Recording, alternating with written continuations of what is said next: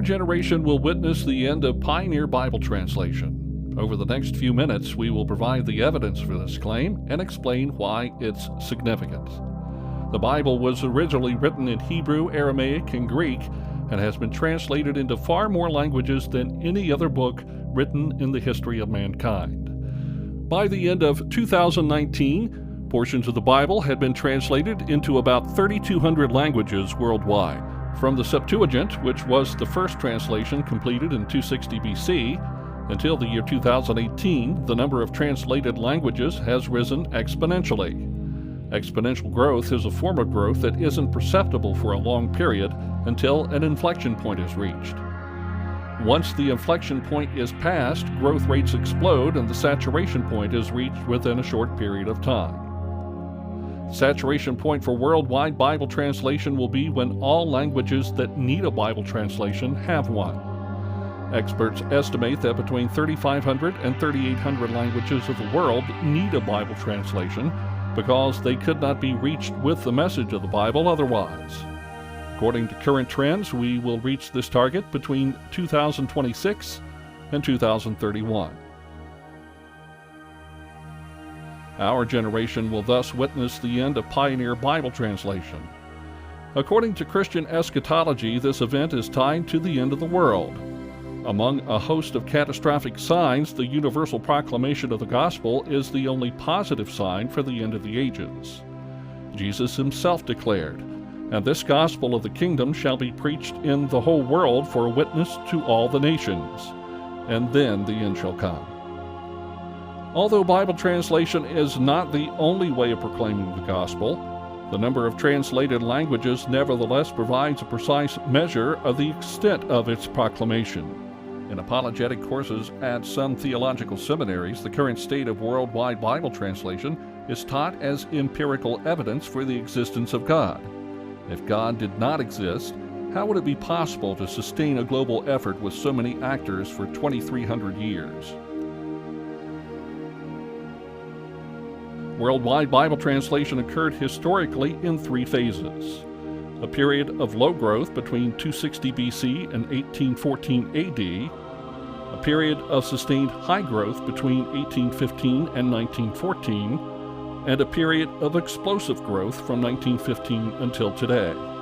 The inflection point can be located at the year 1815. Before 1815, annual growth rates were always below 1%. And after 1815, always above 1%.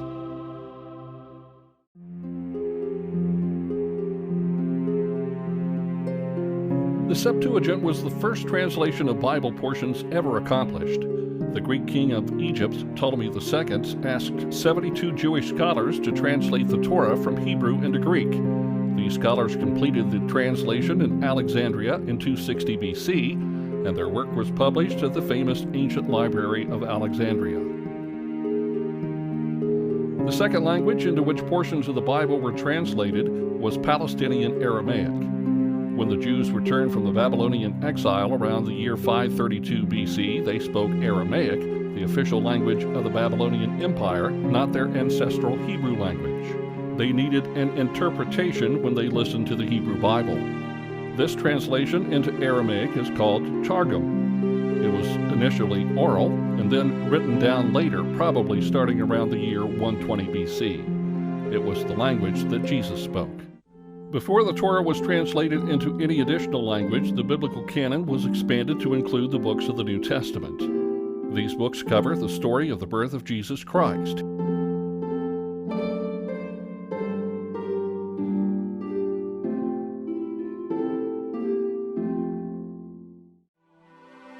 His life and work on earth, his death on the cross, his resurrection,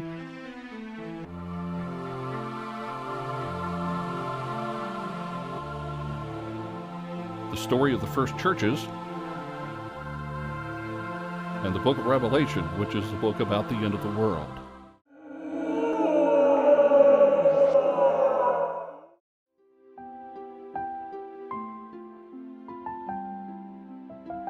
The third language in which portions of the Bible were translated was Old Syriac. This language is related to Palestinian Aramaic, but was unintelligible to Palestinian Aramaic speakers. Old Syriac was spoken in Edessa and Antioch at the border of southeast Turkey and Syria. Unknown translators completed portions of both the Old and New Testament by the year 110 AD. The Syriac Bible, called the Peshitta, became the standard version used by the Syrian Orthodox Church in the 5th century. The Peshitta formed the basis for all translation into languages spoken along the ancient Silk Road.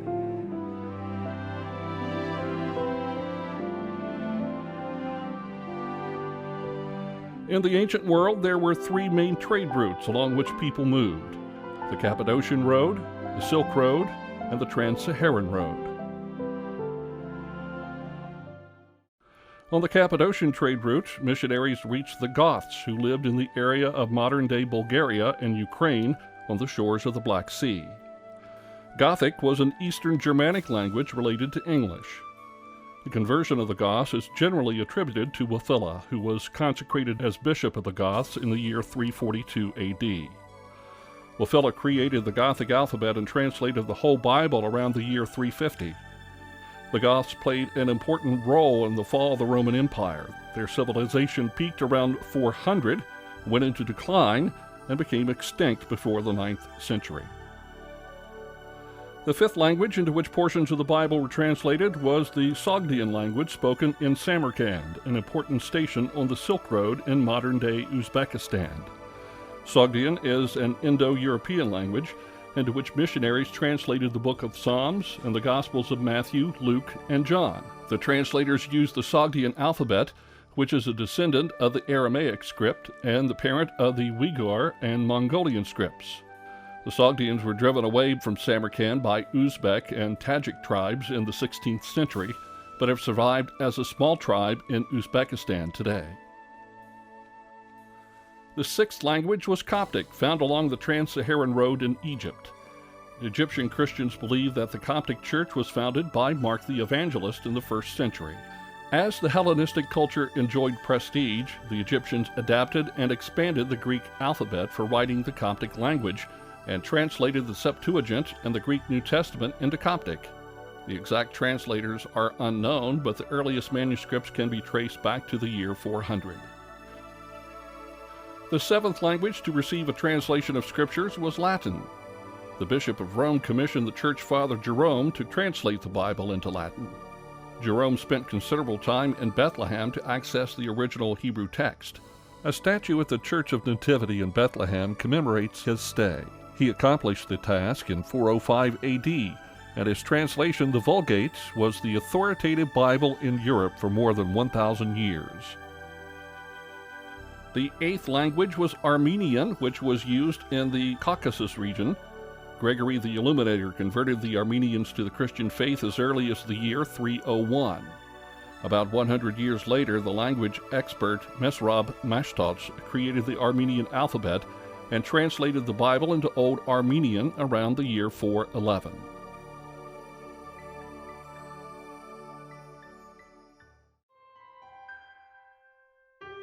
Language number 9 was Old Georgian, a neighbor of Old Armenian. Unknown translators created the Georgian alphabet and translated portions of the Bible in the year 480.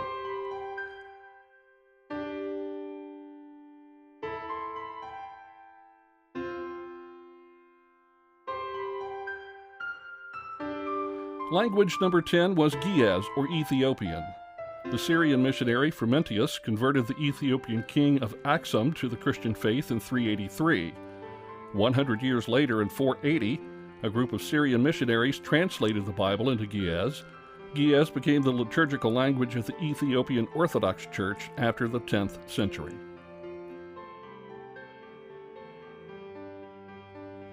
Language number 11 was Middle Persian, or Pahlavi, the descendant language of Old Persian. Old Persian was the language spoken by Queen Esther when, according to the Old Testament, the festival of Purim was introduced after the Jewish people escaped the evil schemes of the Persian official Haman. Around the year 550, portions of the Old Testament, including the Book of Esther, were translated into Middle Persian, possibly by Jewish residents of Persia. In the 20th century, archaeologists found Middle Persian Bible fragments on the Silk Road in the Nestorian monastery at Turfan in China. Language number 12 was Arabic. Although portions of the Bible were orally translated into Arabic before the rise of Islam, it is only in the year 631 that John II, the Patriarch of the Syrian Orthodox Church in Antioch, translated the Gospels into Arabic. Middle Chinese, the official language of the Tang Dynasty, was language number 13. Syrian missionaries traveled on the Silk Road as far as the city of Chang'an, today's Xi'an, around the year 635. In the 17th century, a stela was excavated in Xi'an and is now held at the Xi'an Beiling Museum. The Chinese text on the stela mentions the arrival of Syrian missionaries in 635 and the translation of Bible portions, none of which have survived.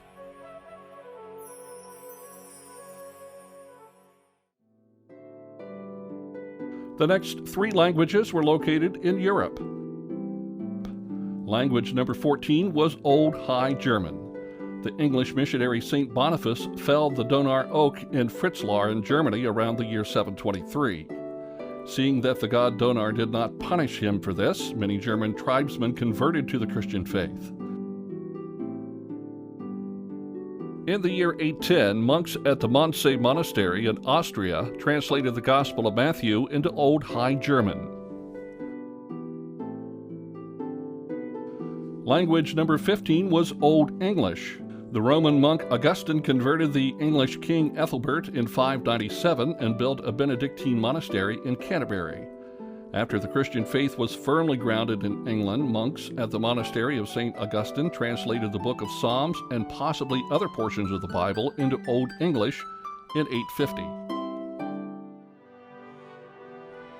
Language number 16 was Old Church Slavonic, a language that is now extinct and was related to Bulgarian and Macedonian. The two brothers Cyril and Methodius from Thessaloniki in Greece, who settled in what is now the Czech Republic, created the Cyrillic alphabet and translated the Book of Psalms in 863 and the whole Bible in 884. Church Slavonic is still used as the liturgical language in many Slavic Orthodox churches today.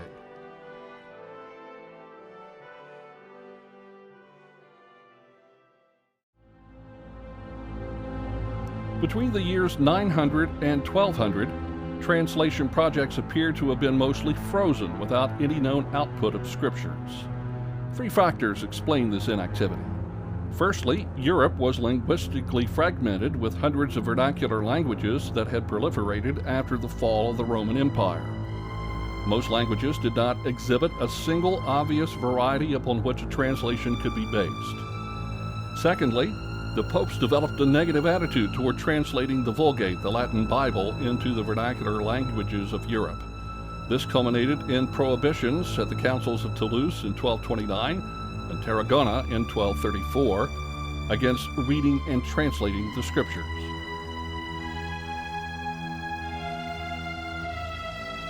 Thirdly, the intellectual climate at the turn of the first millennium was not conducive to major endeavors such as Bible translation. The information monopoly of the Catholic Church, the corruption of the popes, and as some have argued, apocalyptic expectations related to the year 1000 held intellectual activity in bondage.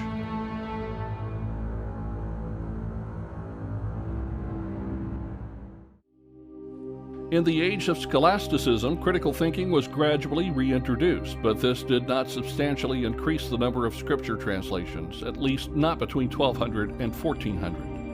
For 6 out of 9 new languages during this period, local authorities or kings sponsored the translation, whereas for 3 languages, the establishment repressed the translators.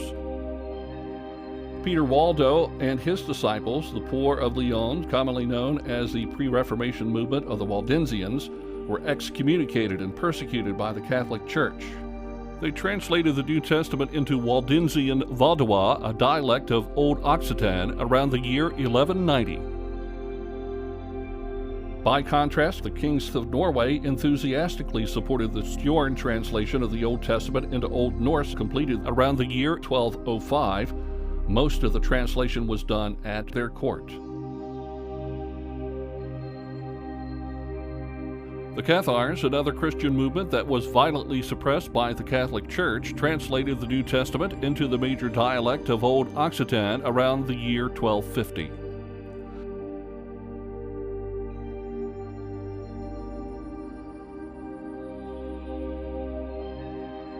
Another important translation was the Alfonso Bible in Old Spanish, so called because it was commissioned by King Alfonso the Wise of Castile. The School of Translators in Toledo completed this translation in 1280.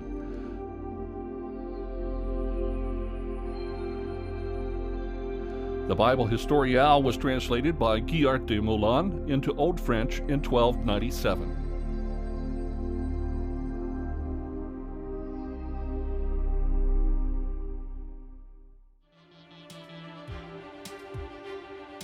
In the 13th century, the Mongolians established an empire covering a vast area, including China and the Eurasian continent up to Eastern Europe.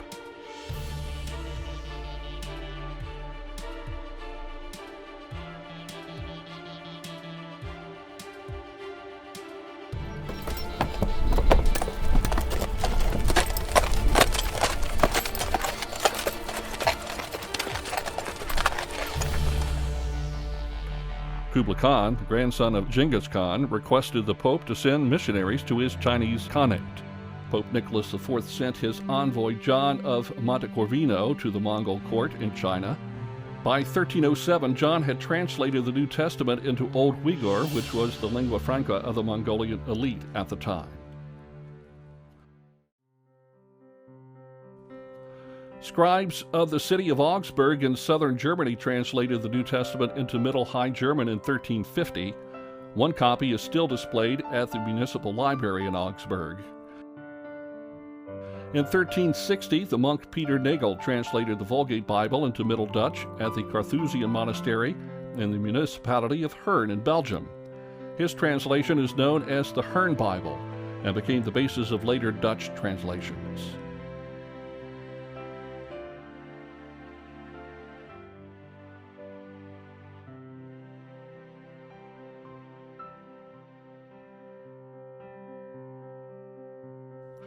John Wycliffe, the pre-reformer and master of Balliol College at Oxford University, had translated the Bible into Middle English with his associates by 1384.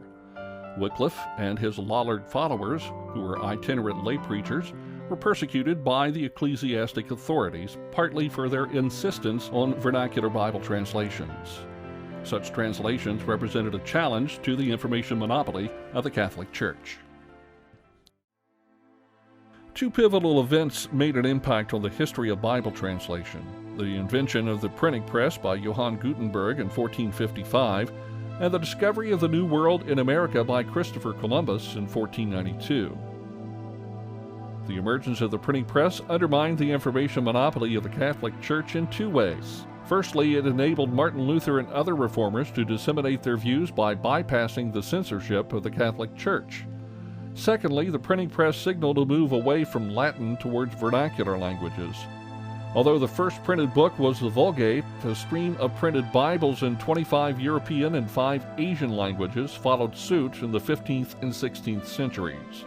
These vernacular Bible translations initiated different processes of language standardization driven by the printing press. Since Latin was only available to a minority of intellectuals, printers and booksellers actively created a market for books in vernacular languages by shaping standard language varieties that would be comprehensible to a wide readership. In England, the printer William Caxton played a pivotal role in the standardization of English. In Germany, Lucas Cranach the Elder played a similar role in the standardization of High German. Some historians called the commercial interest of printers the logic of print capitalism, which dictated that more books should be printed in the speech of ordinary people.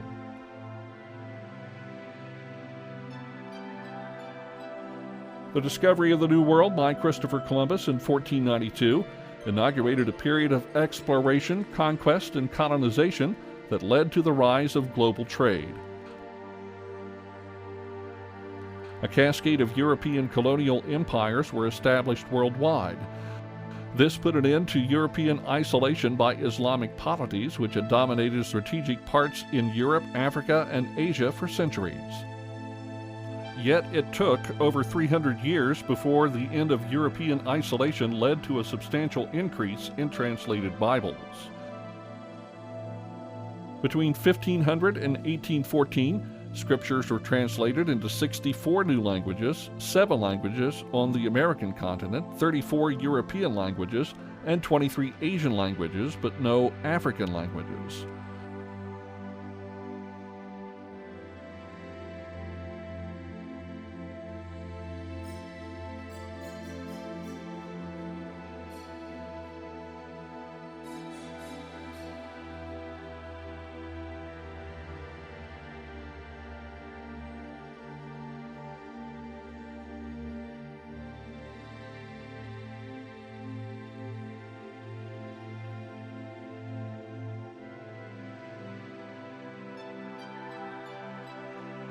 Among the European languages, there were 2 languages spoken by Jewish communities, Yiddish and Ladino. Yiddish is the language spoken by the Ashkenazi Jews who came from the Middle East and settled into Central Europe in the Middle Ages. It is derived from Middle and High German. Rabbis translated the Torah into Yiddish in 1544. Ladino is the language of the Sephardi Jews who came from the Middle East to settle in Spain and Portugal about 2,000 years ago. The Sephardi Jews were persecuted and were finally expelled from Portugal and Spain in 1492. They immigrated to the Ottoman Empire and northern Africa. The Ladino language is derived from Old Spanish, and the Ladino Torah was translated at the School of Translators in Toledo in Spain by the year 1547.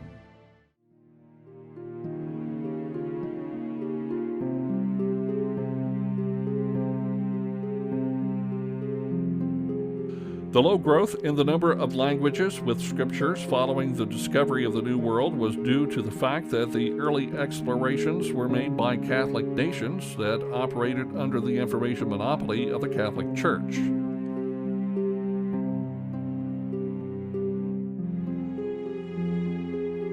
In response to the challenges of the Reformation, the Council of Trent made the Vulgate the official Catholic Bible in 1563, but remained neutral on the issue of vernacular translations.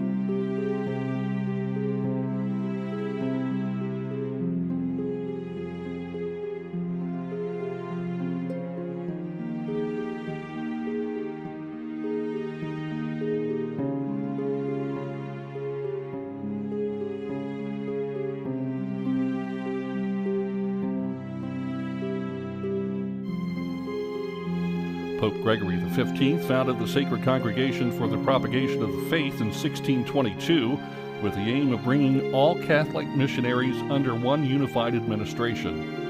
In 1655, the Sacred Congregation prohibited, by decree, the publication of books by missionaries without prior permission. This decree made Bible versions in vernacular languages almost impossible. Requests made by Catholic missionaries to publish vernacular translations were routinely turned down, which resulted in a number of aborted projects and unpublished Bible versions.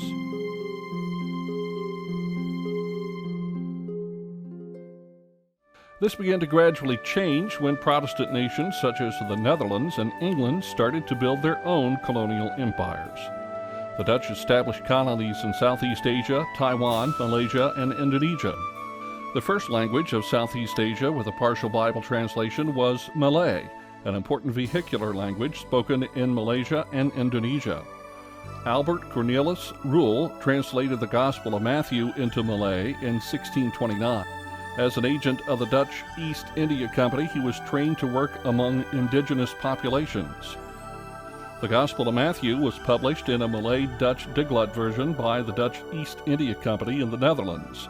The New Testament followed suit in 1668.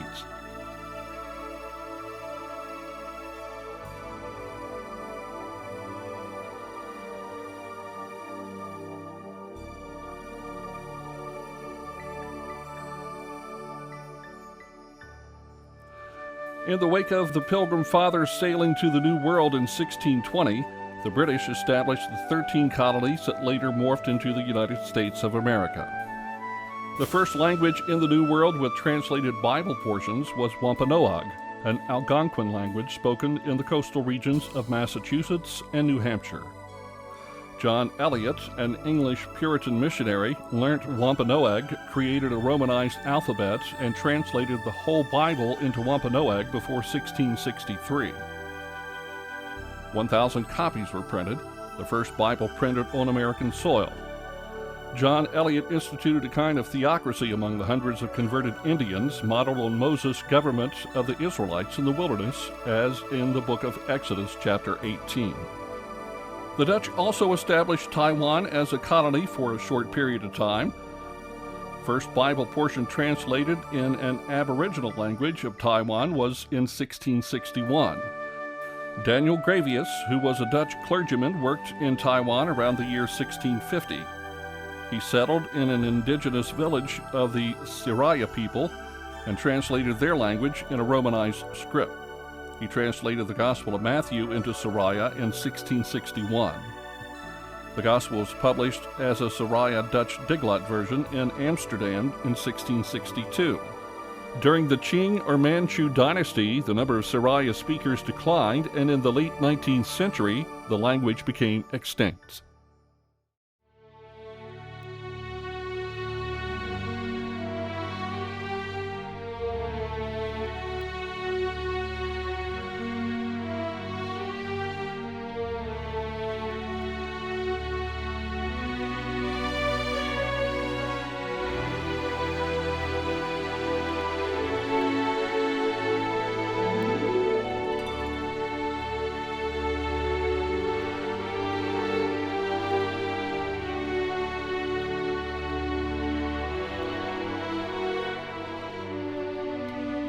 The Danish were also an important colonial power and colonized the sparsely populated area of Greenland. The Danish Lutheran missionary Hans Egede went to Greenland in 1721, founded the capital Godthab, now known as Nuuk, and learned the Inuit language. Hans Egede and his son Paul completed the translation of the Gospels in 1744 and the New Testament in 1766. A smallpox outbreak complicated their missionary efforts, decimating large numbers of indigenous people. Yet as their ministry was sustained over 2 to 3 generations, it finally bore fruit, and many Inuit churches were established.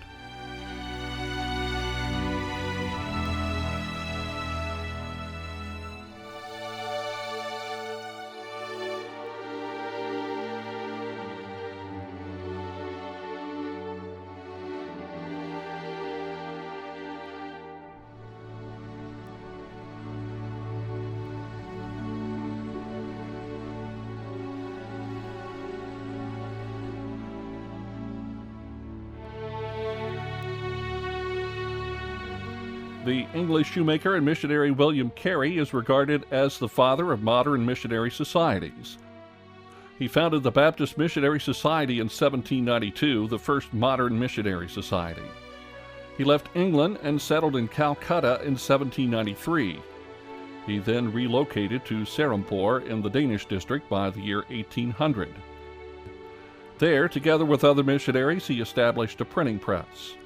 Over a period of 30 years, they printed Bible portions translated into more than 30 Indian languages.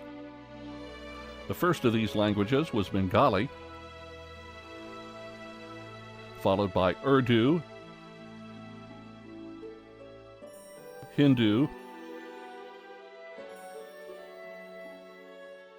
Marathi,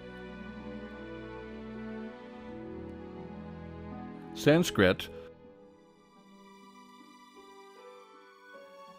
Gujarati, Odia, and even classical Chinese. These accomplishments came at great personal cost for William Carey, as his first wife Dorothy had a nervous breakdown and her mental health remained fragile until her death in 1807. The Serampore Mission Press was also associated with some of the South Indian languages close to the city of North Paravur, where the Apostle St. Thomas had reportedly evangelized local populations in the year 52. These languages were Malayalam, Telugu, and Kannada.